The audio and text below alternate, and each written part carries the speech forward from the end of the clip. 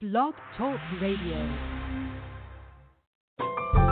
Welcome to Last First Date Radio, featuring interviews with experts in dating, relating, and mating in midlife. And now, here's your host, Sandy Weiner.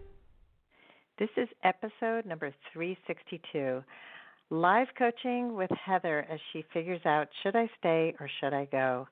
Hello, everybody. This is Sandy Weiner, and welcome to Last First Date Radio, where we believe it is never too late to have the love you want, and that a woman of value naturally attracts the respect and rewards she deserves in life and love. Today, I'm really excited to be doing some live coaching. I've only done this, I think, once before, with someone named Heather, and we're going to talk about how to know if you should stay or you should go. Heather was the winner of a contest that I ran, and I chose her out of all the contestants. I think this is a universal question, how to know if you should stay or you should go. So many of us waste a lot of time with the wrong person, and so many of us also leave the right person when we should spend a little more time with them. So it's sometimes hard to know. And so we're going to talk about Heather's particular situation and how all of you can apply this to your life. Every week I bring you a tip on how to be a woman of value, and this week's tip is to be playful. And I find that play is something we forget about as we get older often. We forget to laugh. We forget to go and swing on a swing, do something kind of goofy and silly. And I think it's super important to stay connected to that part of ourselves. It's connected to our intuition, to our wisdom, and we often just become a talking head and we forget about the rest of ourselves. And so don't just live in your head. Don't just be intellectual about everything in life and overthink things. Get out and play today. Do something that feels playful and connect back to that inner child. And before I get to Heather, I just wanted to let you know, if you're not yet a member of my Facebook group, please join us. It's called Your Last First Date. So many women have come to the group from this podcast. So join Your Last First Date. It is a place where you will get wise, compassionate guidance on how to go on your last first date. And it's for women over 40. So you have to be a woman to come in, and you really benefit if you have an open mind and you're willing to really be open to learning how to date more effectively and be in a relationship in a way that really grows you as a person. So now we are going to be coaching Heather. Welcome to the show, Heather. Thank you so much, Sandy. I'm so happy to be here. I'm excited to have you here. So first of all, you said you had been listening to my podcasts and for over a year. What drew you to the podcast? I like the women of value. I like what that stands for, and I just think, you're taking, women and you're putting them where they should be instead of sometimes where we think that we are, where we lay, where we kind of, you're elevating us, you're making us feel worthwhile when sometimes in daily life you don't feel like that. Even though we're working, we're mostly moms, and we're doing so much, and we don't really internalize all of that sometimes. Yeah. So I love what you stand for. I love the woman of value, and you're elevating. Thank you. Elevating us. Thank you. Yeah, we need to be elevated. We spend too much time putting ourselves down and not thinking that we're enough. And so I'm glad that resonated for you. And I think we're going to find out some answers to some questions you have today. So you wrote in that you've been separated and divorced for 6 years. You've also been in therapy and working on yourself, but you still spent the last 2 years in a relationship that was on again, off again. And you want to know how to quickly find out if somebody's a match instead of spending a few years to find out. So tell us a little bit about how long have you actually been divorced? You said separated and divorced. So I have been divorced for, well, in about a month it'll be 3 years. So coming upon 3 years of being divorced. Yeah. So 3 years separated, 3 years divorced. Okay. And how long were you married? I was married for, 18 years together and then married. So dating, the whole thing, 18 years. Mm-hmm. Married 13 years of it. Okay. And what are some of the things the things that you learned from your divorce or from your marriage that you're taking with you into the next relationship?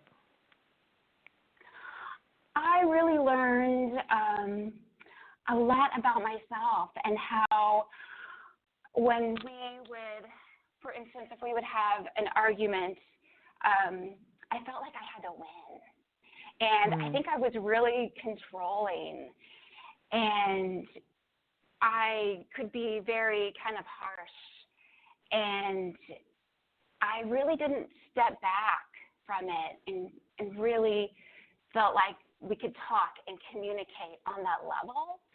So a lot of things just got pushed under the rug. And even though we did get some counseling and we tried, we just couldn't come to that level. And I felt like I was just dying inside. I felt like if I don't get out of this, this is going to consume me. And I felt like I was going to stop breathing. You know, I was just being suffocated. So we weren't matched. And I can go back and I can tell you even when on our marriage, on the day we were getting married, you know, I had cold feet. I did. And I wasn't 100% sure this is what I wanted. So, yeah. You know, it goes back that far. Yeah, and you're not alone. So many people know something in their gut, even the day they're getting married, before they get married, and they still go through with it. And I'm in that camp, so I can relate. Okay. So that also tells me something about you not trusting your intuition on some level. Was there something, a fear of maybe I won't find the right person if I don't marry him? Like, what was going on for you that made you go ahead with a marriage when something inside you said this may not be the right person for me? Well, I guess what happened is I met him at work, and we were working at the same small company, and there was something in me that was like, this isn't right. I want to break up, right? But then I felt trapped. And I know this sounds crazy. It doesn't sound rational, but I felt trapped, and I was afraid if I broke it off with him that I would lose my job, which I loved. Even though we were in different places in this organization, you know, we didn't affect each other. He was not my boss. So I just felt kind of trapped there. And then, not doing anything about it, time marches on, and then we end up buying a house together. And then we were living together, and then we bought a house together, and then we decided to get married. And it just seemed like progressively the next step. So I just feel like I went with it, but I was not 100% on board with it. Yeah. I'm getting the image of like, almost like a puppet, like you're being pulled into a life without really making a lot of conscious choices. Right. And I think the conscious is a big part of that, too. I remember feeling like, okay, well, this is the next step, right? After dating a couple of years, you buy a house, and then you get a dog. And, you know, it was just like progressively the next step, but not really being myself and being in myself and going and searching in my heart and going, is this really what you want? You know? Yeah. So, right. Yeah, so you were kind of going along with the picture, but not really choosing what would make you feel alive. Right. I mean, and I felt like he was a great guy, but and there were red flags, but I didn't. Mm-hmm. I saw them and I let them go. Yeah, so let's talk about the red flags because that's important to know what they were here, and then we'll talk about the more current relationship, and we'll see if there's any patterns we can pick up. Okay. What were some of the red flags with your ex-husband? Red flags were we couldn't, even from day one, I don't feel like our souls connected. He was not abusive in any way. He was just very detached. Mm-hmm. And as time went on, he became more detached. And we were kind of living parallel lives. And let's see, other red flags. So this is really kind of bizarre, Sandy, but I'm just going to put it out there because this is the truth, and sometimes it's hard to, realize the truth.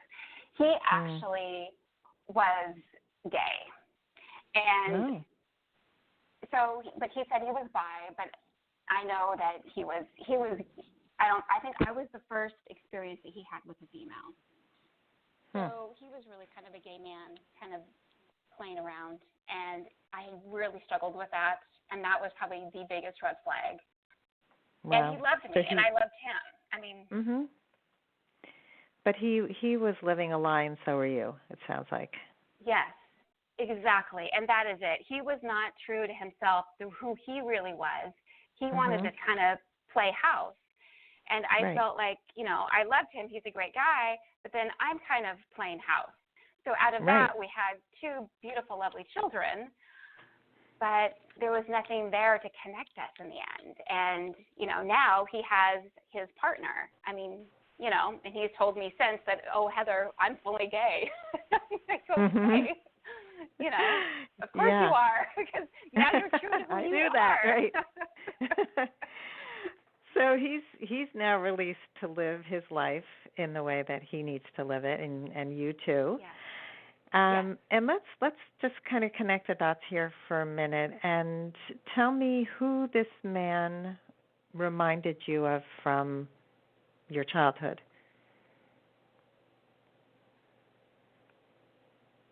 Who did he remind me of? He really did not remind me of my dad. If anything, I was trying to rebel against my dad and do the opposite, I feel. So, I don't know. Describe your father. Describe some of what was your relationship with him like? My relationship with my dad was one where he has a good heart and he means well.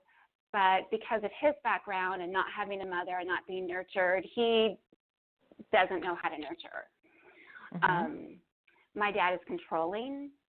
I would consider him possibly narcissistic. My mother tells me that she would not marry him if she had to do it all over again because she is controlled and dominated by him.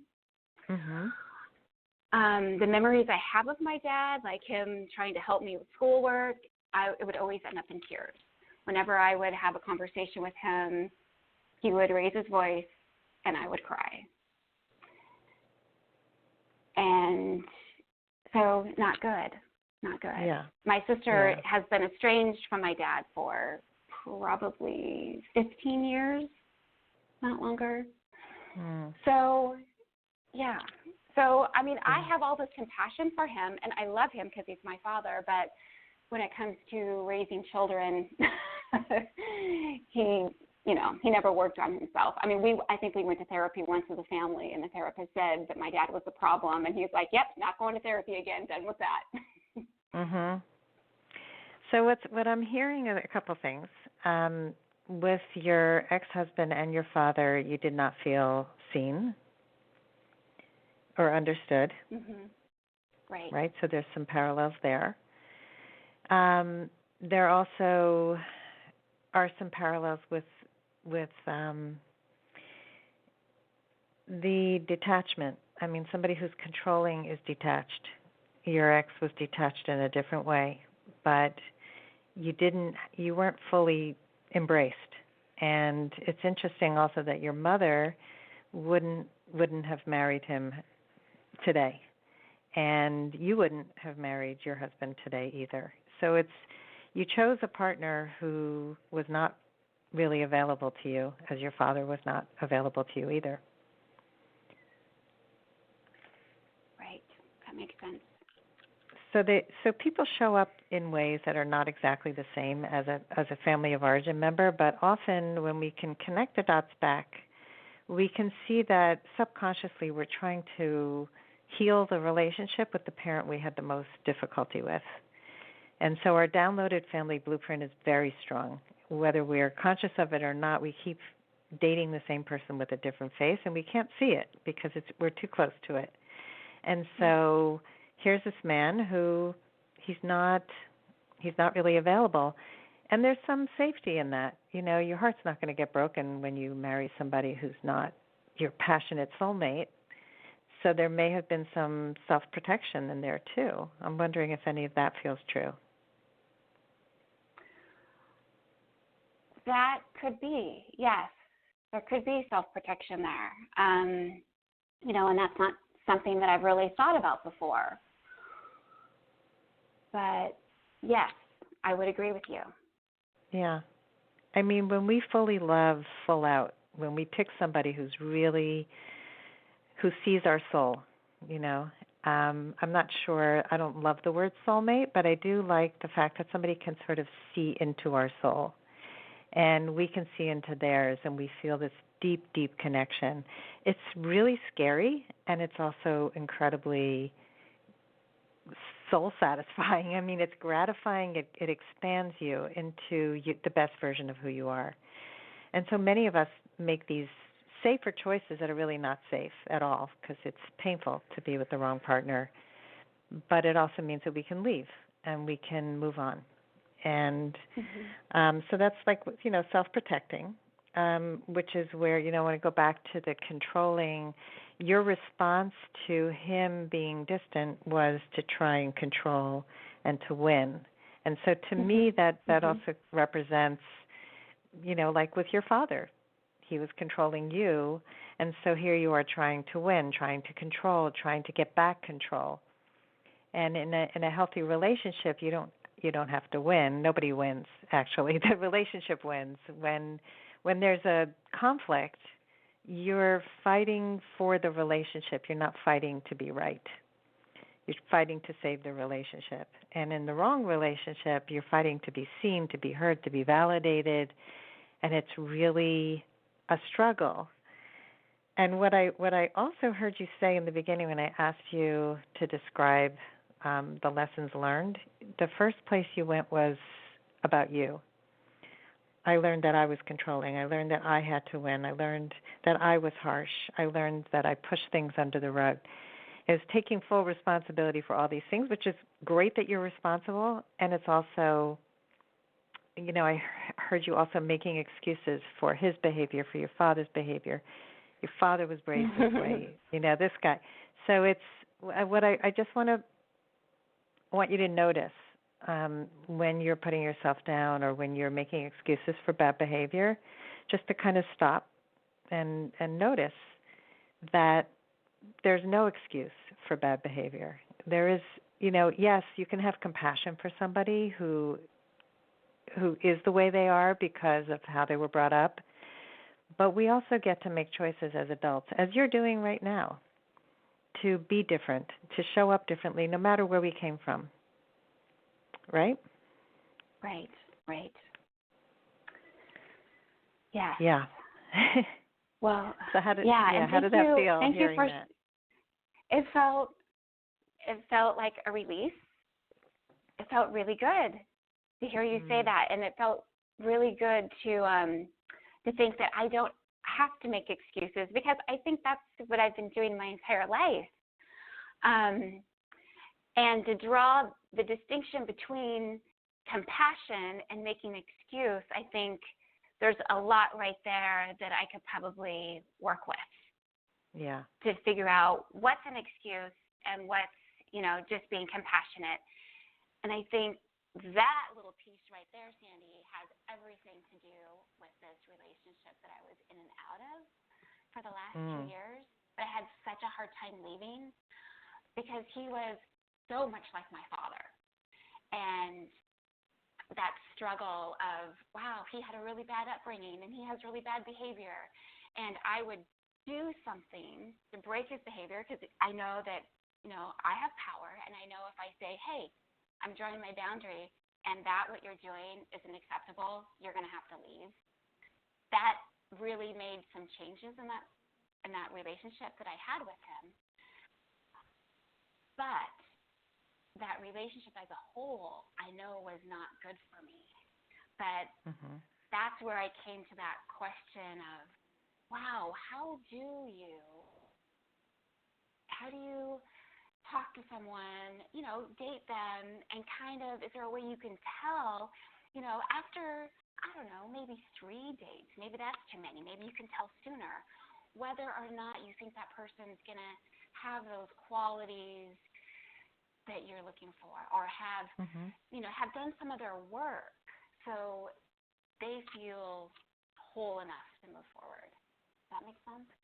Yeah. So it sounds like there's a distinction that's a little fuzzy between what is maybe something that you can excuse and what's something that's inexcusable. Yes. And what else I wanted to bring up is something I've noticed about you is that you're an extremely kind and empathic person. And when you have kindness and compassion for others, sometimes you keep excusing the wrong things. And so it's your superpower to be kind, but it's also something you have to guard and not let everybody in. You have to let people earn your stories, earn your love by them showing up first before you start to give.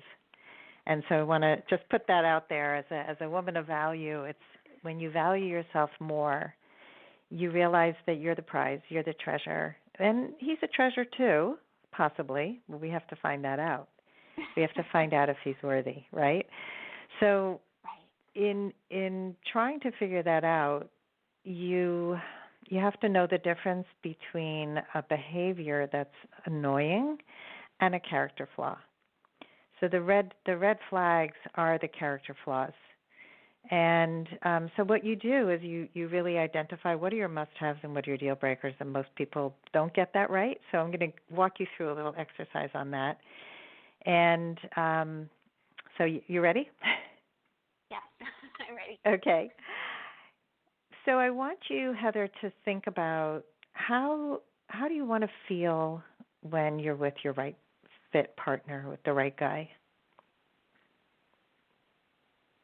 I want to feel happy. I want to feel heard. I want to feel equal, like equal partners. And I really want to feel like we're on the same team. Okay. All right. So now let's go through who does he have to be for you to be happy? Who does he have to be? What kind of traits does he have to have? Well, he should be happy as well. And trustworthy and kind and communicative and honorable, true to his word. And supportive. Okay. I'm sure I left something. These are great. So for you to be happy with him, he has to be happy himself, trustworthy, kind, communicative, honorable, and supportive. And I'm imagining for you to feel heard, the communicative, a lot of these things are probably also true. Is there anything else that he needs to be for you to feel heard?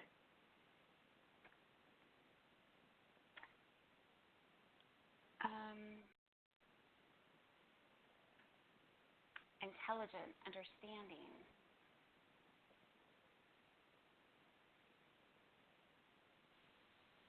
Sorry, I'm what kind of intelligent? I mean, so intelligent it's a broad term. Emotionally intelligent. Yeah, okay. And for you to feel that you're... Someone... Go ahead. Oh, go ahead. I'm sorry. No, tell me. That good... You know how you can sit with someone and you can kind of feel their energy in a way? You can tell, wow, this person really has, they're not like an energy vampire, someone that's taking from you, but somebody that's adding to you. Mm-hmm. Like I love what you said before about, a person that makes you want to be your best version of yourself. Yeah. Yeah, so he's adding to your life, not taking away. And he's emotionally intelligent, and he's very understanding. And for the last one, for you to feel that you're equal and on the same team, who does he need to be?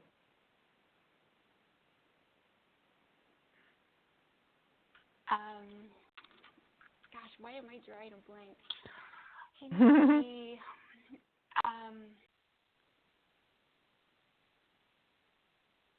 easy to talk to. Yeah. He needs to be transparent. Mhm.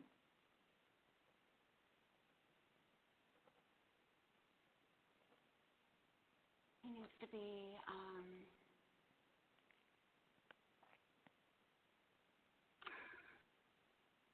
okay, is that good? Sorry. No, that's okay. What's coming up for me is that he would need to also be someone who doesn't get defensive. He's able to talk things out. So, this communication piece has come up a couple times, and so I'm going to read back what I took notes on. He has to be transparent, emotionally intelligent, understanding, happy, trustworthy, kind, communicative, honorable, and supportive. And so what I'd like you to do is to kind of narrow this list down even more after this session, and to really hone in on the maybe 5 things. Some of these will be all-encompassing, so maybe good communicator could be the umbrella around transparency and emotional intelligence and understanding. And happy could be, just kind, happy. You could combine a couple. So now let's talk about the last guy you were with. When you listen to this list, did he have all of these qualities? No, he did not. He did not. Did he have any of these qualities? He had a few of these qualities, but this is so interesting because now I'm seeing what you were saying about my kindness and my empathy and not giving that away, because that's what I did. Mm-hmm. That's exactly what I did, Sandy, because he was not a good communicator. And so I feel like I really struggled with trying to draw him out and have him talk to me. And I know our attachment styles were completely different. Yeah. He was, he wouldn't reach out. Mm-hmm. And I would have to kind of draw him out. And wow, he sucked my energy. He really did. It was. Yeah. So those are the red flags. The red flags, the energy vampire, the fact that you feel you're with somebody that is an avoidant, somebody who avoids being engaged emotionally. Those are the big red flags that you will see very quickly. That shows up pretty quickly, like somebody who's an intermittent texter and doesn't really stay in touch between dates, and somebody who's not escalating the relationship. somebody who, when you bring up intimate topics, is not really going to go there, or somebody who gets defensive when you have an argument. You're going to start seeing signs of that. And the most important thing is that you guard your love, not to shut yourself down, but to not give it away, to really rule somebody in by watching to see if they have these qualities, to see if they deserve your stories, even to hear the deeper stuff about you. People have to earn that. You don't just give it away. And so noticing that, you tend to keep picking partners who are similar, who in some way are incapable of giving you what you want. The more you show up in your life fully, as more fully expressed, as less, being the excusing bad behaviors, people pleasing, whatever it is, morphing into something you're not in order to accommodate, the more you're going to be repulsed by this type of person. It's going to happen over time. So my homework for you is to notice where you're giving away before somebody really shows you that they deserve your stories, that they deserve your love. Lean back and observe. Observe behaviors. Don't go, like if a guy lives a distance from you, don't be getting in your car and driving to him first. See if he'll come to you, See if a guy will do what you want to do. But you have to also ask for it. You have to let men know what makes you happy and see if they can provide that for you. Okay. And I think that knowing what makes me happy, I think that is part of drawing my boundaries, correct? And that is yes. something that I can make a list and I need to stay true to. Mm-hmm. And I think that for me and my personality and upbringing and the whole thing, I think I have a hard time, kind of knowing what I want and figuring out what I want when I feel like I give so much away. Does that make sense? Mm-hmm. You give so much away, and you're so used to not getting what you want that, again, when you make the excuses for behavior that's not okay, the process is, well, that's not that bad. Oh, I can be accommodating. It's okay. You're so used to accommodating. You lived in that space for so many years, 18 years, the same guy where you weren't fulfilled. And so you're flexible, So what I want you to do is not lose flexibility, but don't be flexible about the things that matter most. We have to preserve the core essence of who we are and never give those things up for anybody.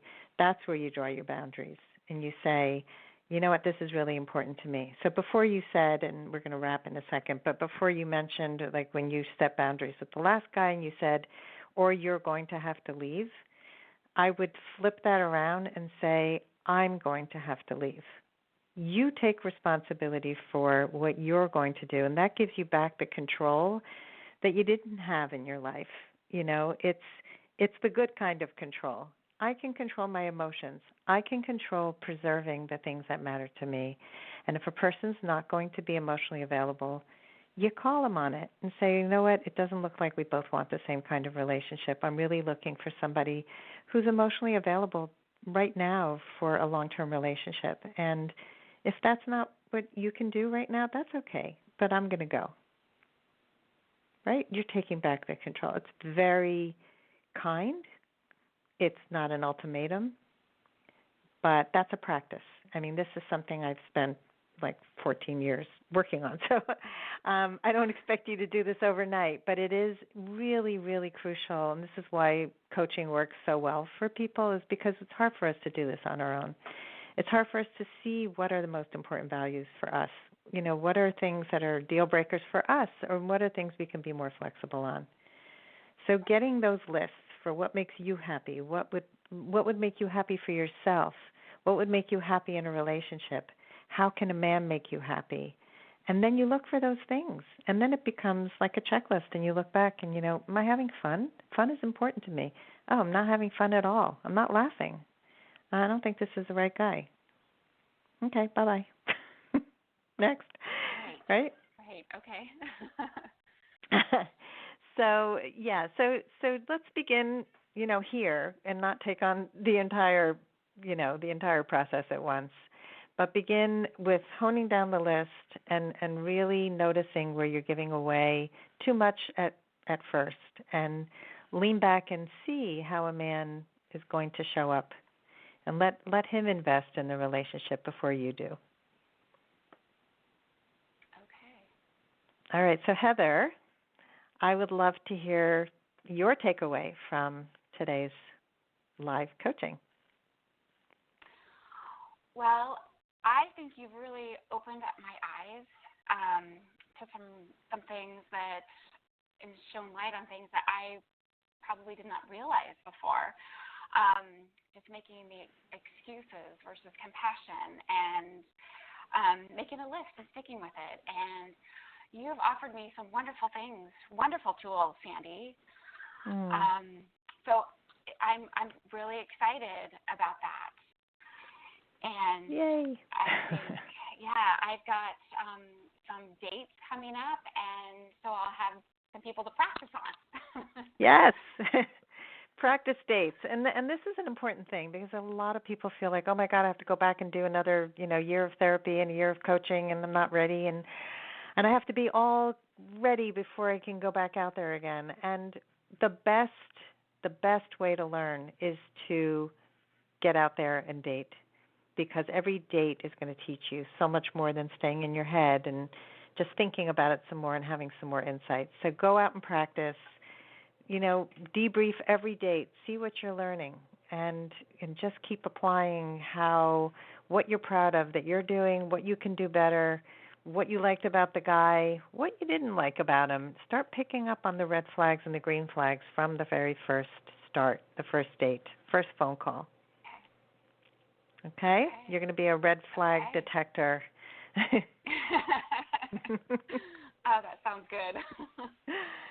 All right. Well, thank you so much, Heather, for being willing to open up for us here. I know it takes a certain amount of courage and vulnerability, and I appreciate how open you were.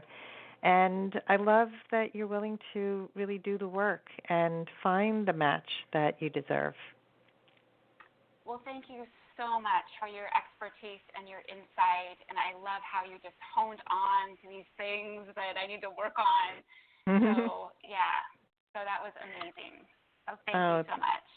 My pleasure. And if anybody actually wants to do a breakthrough session with me at no cost, we do about a half an hour, something similar to what I did with Heather, to really find out what are the key issues. You can go to lastfirstdate.com/breakthrough and set up a time to talk. And I would love to find out if I can help you. We all deserve to have the support we need. It's really hard to do this alone. And don't forget to join my Facebook group, Your Last First Date. And I hope that you all go on your last first date very soon. Oh, and don't forget to rate and review the show. Go on iTunes or wherever you follow this show. We're on pretty much every platform. And please subscribe, rate, review. This really helps our show.